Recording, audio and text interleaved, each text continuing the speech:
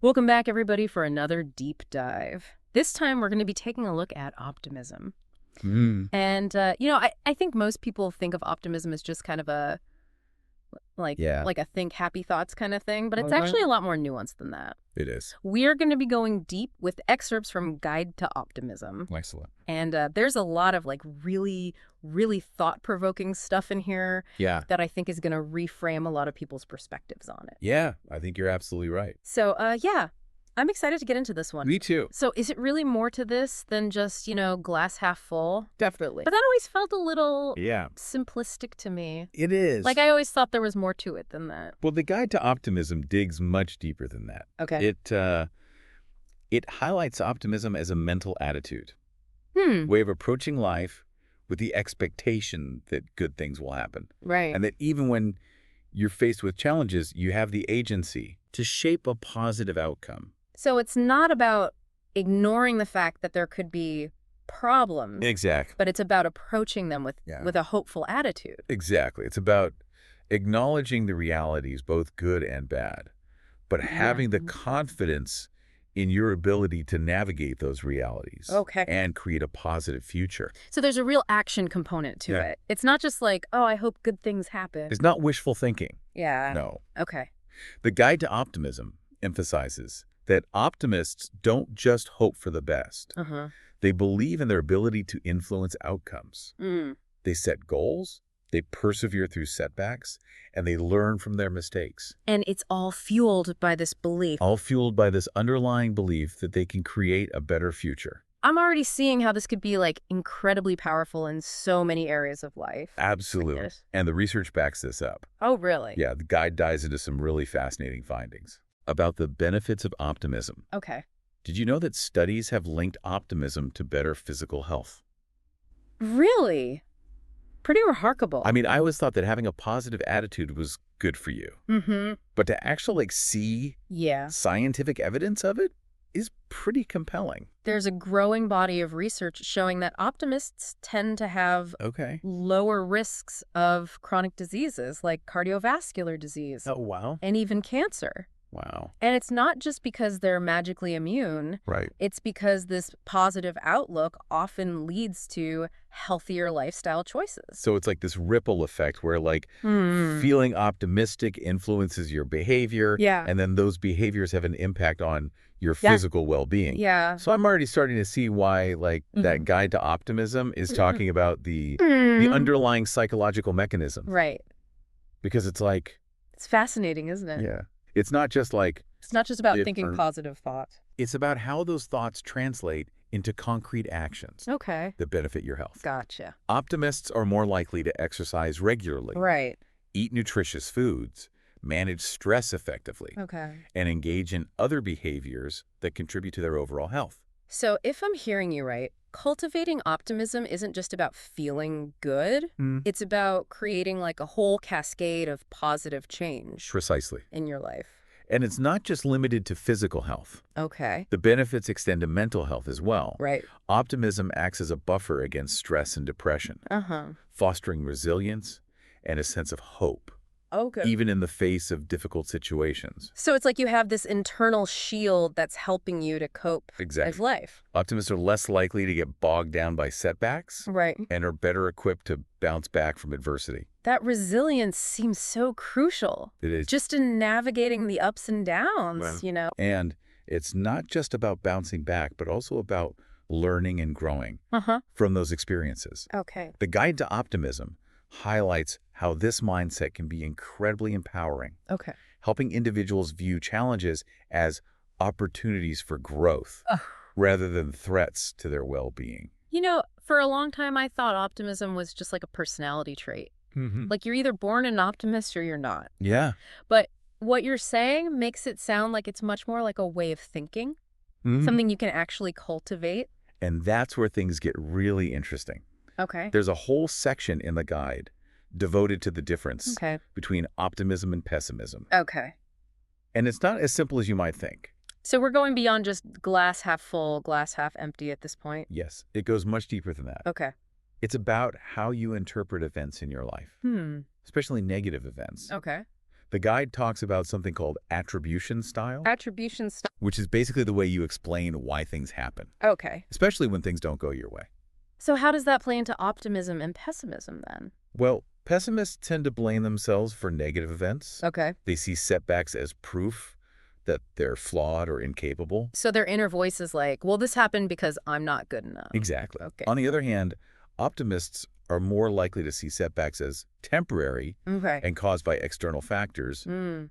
They believe they have the power to learn from their mistakes Right. and change their circumstances. So it's not about denying responsibility for Right. your actions, but it's about understanding that, like, Exactly. that one event doesn't define you. Yeah. You have the ability to learn and grow from it. And that belief can be incredibly empowering, Right? especially when faced with challenges.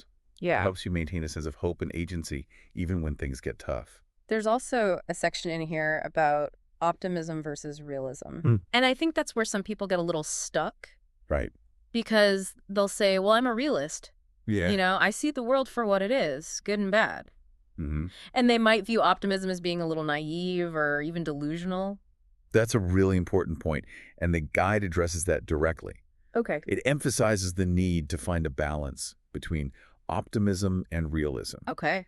It's not about ignoring potential challenges or having an overly rosy view of the world. Right. It's about acknowledging the realities while still maintaining a hopeful outlook Okay. and believing in your ability to navigate those realities successfully. So having your eyes wide open but still choosing to focus on the possibilities Exactly. rather than the limitations. What the guide calls realistic optimism. Right. Realistic optimism. Yeah. It's about being hopeful while still acknowledging that you'll need to put in the effort, Right. that there might be bumps along the way, Yeah. and that things won't always go your way. I can see how that would be a much more sustainable approach Mm-hmm. and ultimately lead to more fulfillment in the long run. Mm-hmm. But how do we actually do that? Yeah. Like, how do we cultivate that? Is that just something we're born with? Right. Or is it something that can be learned? Well, the good news is that optimism, even realistic optimism, Okay. is a skill that can be learned and strengthened over time. Interesting. The guide offers a whole toolkit of practical strategies Okay. for cultivating optimism, and we'll dive into those next. All right, let's get practical. Okay. Let's hear what the guide to optimism has to say Right. about actually like shifting our mindset and embracing this more optimistic approach. That's good. So how do we actually start to cultivate this realistic optimism? Well, one of the simplest yet most effective strategies is to notice and savor Okay. the good things in your life. Okay. It could be something as small as a delicious cup of coffee in the morning Right. or a beautiful sunset. Okay. The key is to really pay attention to these positive moments Mm. and let yourself fully experience them. It's like training your brain to focus on the positive instead of letting those negative thoughts kind of dominate. Yeah. But what about those times when it feels like there's nothing good to focus on? Right. That can be pretty challenging sometimes. Yeah. That's where the next tip comes in. Yeah. Believe in your ability to make a difference. Mm. When you have faith in yourself and your capacity to create positive change, Yeah. you're more likely to take action even when faced with obstacles. I can see how that would make a huge difference. Yeah. It's like shifting from feeling like a victim of your circumstances to feeling like you have some control Exactly. over your And destiny. the more you practice this, the more empowered you'll feel. Okay. Another important tip is to practice self-compassion. Oh. We're often our own worst critics, Mm, and that inner critic can really sabotage for sure. our efforts to cultivate optimism. Oh, I know that inner critic well. Right. Always there. So when you make a mistake or experience a setback, Yeah. treat yourself with the same kindness and understanding that you would offer a close friend. Okay. It's about recognizing that everyone makes mistakes and that those mistakes don't define you. It's about giving yourself permission to be human, Yes. to learn and grow from those experiences without Yes. beating yourself up about it. The guide also emphasizes the importance of celebrating your accomplishments, even the small ones. Okay. We often rush on to the next goal without taking the time to acknowledge how far we've come. Oh, that's so true. Right. We're always striving for more, Yeah. always focused on what's next. Always focused on what's next. But taking the time to appreciate our wins, big or small, Yeah. can really shift our perspective. Right. It's about acknowledging your efforts and giving yourself credit for your successes. Okay. It could be Something as simple as finishing a challenging task at work, Right. or finally mastering a new skill you've been working on. Right. Whatever it is, take a moment to celebrate it, Okay. to acknowledge your progress and allow yourself to feel good about it. I like that. Yeah. Those little celebrations can really add up over time. It can. You know? Yeah. Boost your mood, your motivation. Absolutely. Okay, what else? Well, it talks about the importance of viewing setbacks as temporary. Okay. When you encounter a challenge, remind yourself that it's not the end of the world. Right. It's just a bump in the road. Okay. And it's an opportunity to learn and grow. Instead of like getting stuck in that feeling of defeat, Yeah. you can choose to see it as a chance to reassess, Mm-hmm. maybe adjust course a little bit and come back stronger. Exactly. And that's a much more empowering perspective Yeah. than dwelling on the negative Right. and letting that setback define you. Okay. Now, this next tip might be a bit tougher for some people. Okay. Challenge negative thoughts. Yeah. We all have those inner critics that love to whisper doubts and fears in our ears. It's about becoming aware of those negative thoughts and questioning their validity. Okay. Are they based on facts or just assumptions? Hmm. Are they helpful or are they holding you back? Right. Once you start to recognize those negative thought patterns, Okay. you can begin to challenge them and replace them with more positive and constructive self-talk. So it's like training your mind to focus on the possibilities Exactly. rather than the limitations. Yeah, instead of saying, I can't do this, Yeah. you might say, Yeah. this is going to be challenging, but I'm going to give it my best shot. Right. It's a subtle shift, It is. but it can make a world of difference. Absolutely. And speaking of surrounding yourself with positivity, Okay. the guide also highlights the importance of nurturing social connections. Right. The people we spend time with have a huge impact on our outlook. Yeah, I've always loved that saying.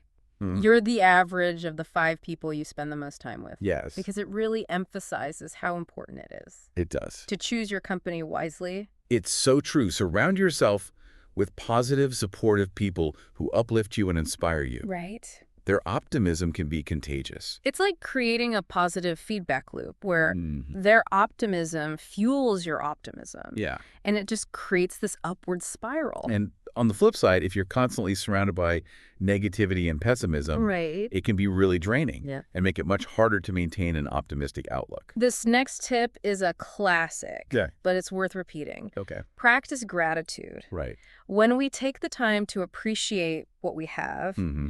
it shifts our focus away from what's missing Yeah. and helps us to cultivate a more positive perspective. It's a simple practice, Mm-hmm. but it can have a profound impact on our happiness and well-being. Mm, Each day, take a few moments to reflect on the things you're grateful for, big and small. right, It could be something as basic as having a roof over your head, right. a supportive family, or even just a good cup of coffee. Yeah. The more you practice gratitude, Mm. the more you'll start to notice Right. all the good things in your life that Yeah. you might have been taking for granted. It's like actively choosing to focus on the abundance Exactly. rather than the scarcity. And finally, don't forget to prioritize self-care. Oh, right. When you take care of your physical and mental health, Mm-hmm. you're more likely to feel good overall, which can make it easier to maintain a positive outlook. So we're talking about getting enough sleep, Mm-hmm. eating nutritious foods, Yes.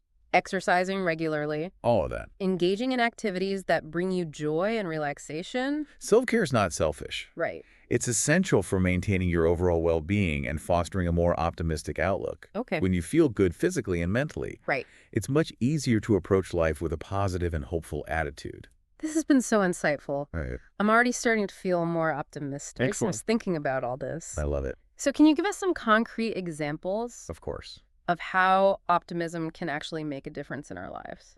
Like, how does this translate into real-world situations? Let's start with relationships. Okay. Optimistic individuals tend to approach relationships with a more positive Uh-huh. and constructive mindset. They're more likely to communicate effectively, Okay. resolve conflicts peacefully, Uh-huh. and foster deeper connections with others. Right. They tend to see the best of their partners Okay. and believe that challenges can be overcome together. So it's not just about being like happy-go-lucky all the time, Right. but it's about having like a more resilient It is. and adaptable approach to relationships. Exactly. Optimism helps you navigate those challenges with grace and understanding. Mm, It allows you to see the good even when things are tough, right. which can make all the difference. What about in the workplace? Yeah. I can see how optimism might be helpful in dealing with like difficult colleagues or stressful projects. Right. But are there other benefits?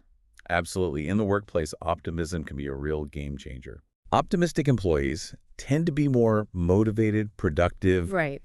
and resilient in the face of challenges and setbacks. Okay. They're less likely to get bogged down by stress, Right. more likely to bounce back from failures, which are essential qualities for success in today's fast-paced Right. and ever-changing work environment. So it's not just like they're bringing a good attitude to work, Right. but they're actually like performing better Yeah, they're actually performing better. and contributing more. It really is. And it's not just about individual performance. Okay. Optimism can also create a more positive and collaborative work environment overall. When people feel hopeful and supported, Right. they're more likely to be engaged, creative, Yeah. and willing to go the extra mile. So cultivating optimism is like a win-win for both employees and employers. It sounds like it. What about this connection between optimism and health? Okay. Is that just like you're feeling better mentally? Right. Or are there actually like physical benefits to it? There's growing evidence suggesting that the benefits of optimism extend beyond mental well-being Yeah. to actually influence physical health. Oh, wow. Studies have linked optimism to a stronger immune system, Wow. faster recovery from illness and surgery, Wow. and even a reduced risk of developing chronic diseases. So it's not just about feeling better, Mm. but actually being healthier. Yeah. It seems that optimism can set off a chain reaction of positive changes that ultimately lead to better physical health. That's amazing. And of course, when you're feeling physically well, it's easier to maintain a positive outlook. Right. Creates this upward spiral of well-being. This has been such an eye-opening conversation. It really has. I'm glad. I'm already starting to feel more optimistic as So? thinking about all this. I love it. The guide mentions some resources for further learning. Yeah. What are some of the highlights that our listeners might want to check out? There are so many great resources out there for anyone who wants to delve deeper into the science of optimism and learn more about practical strategies. Right. For cultivating it, a classic in the field is Learned Optimism Okay. by Martin Seligman, a foundational text in positive psychology. Okay. Yeah. I've heard good things about that book. What about online resources? Yeah. Are there any websites or anything? Websites like Positive Psychology Okay. and the Mayo Clinic offer a wealth of information Okay. on optimism and positive thinking. Mm. And for those who prefer a more interactive approach, there are numerous online courses available. Are there any that stood out to you? I was particularly intrigued by a platform called the Optimism Library. The Optimism Library. They have a wide range of courses focused on developing essential life skills, Okay. including one called Present with Confidence and Make an Entrance, Ooh, that sounds useful. which I thought sounded pretty useful. Yeah. What other kinds of courses do they have? They have courses on conflict resolution, Okay. navigating the workplace, building resilience, Mm. and all sorts of other topics that are relevant to cultivating a more optimistic and empowered life. Fantastic. We'll be sure to include links to all those in the show notes. That's a great idea. Well, we've covered a lot of ground today. We have. From defining optimism and exploring its surprising benefits Right. to learning practical tips for cultivating it in our own lives. Mm-hmm. What stands out to you as like the most important takeaway? For me, the key message is that optimism is not just some passive trait or personality quirk. It's an active choice we make every day. And it's a choice that can have a profound impact on our health, our relationships, Right. our work, and our overall well-being. Yeah. It's about choosing to focus on the positive, believing in our ability to overcome challenges, Right. and approaching life with a sense of hope and resilience. I couldn't agree more. It's so empowering to realize that like we actually have more control We do. over our outlook Yeah. than we often think. Yeah. And by cultivating optimism, we're not just choosing to see the world through rose-colored glasses. Mm-hmm. We're actually shaping our reality, They are. creating a more positive and fulfilling experience Exactly. for ourselves and those around us. It's about recognizing that we have the power to choose our perspective, to choose how we respond to challenges, Right. and to ultimately create a life that is filled with meaning, purpose, and joy. Beautifully said. So for our listeners who are feeling inspired to embrace this more optimistic outlook, Yeah. where do they go from here? Right. What's the one thing they should keep in mind? Now that you understand the power of optimism, I encourage you to think about one area of your life Okay. where a more optimistic approach could make a real difference. Okay. It could be your relationships, your work, your health, or even just your overall outlook on life. Choose one area and ask yourself, what's one small step I can take today to cultivate more optimism in this area? Okay. Remember, optimism is a journey, not a destination. It's about making small, consistent choices each day that move you towards a more positive and empowered reality. Small choices, big impact. I love that. So to our listeners, as you go about your day, remember the power of optimism. Choose to see the good. Believe in yourself. Approach challenges with resilience and hope. You might be surprised by the positive changes that unfold. And never underestimate the transformative power of a positive outlook. That's a wrap on another deep dive. Until next time, stay curious, stay informed. And stay optimistic. Yeah.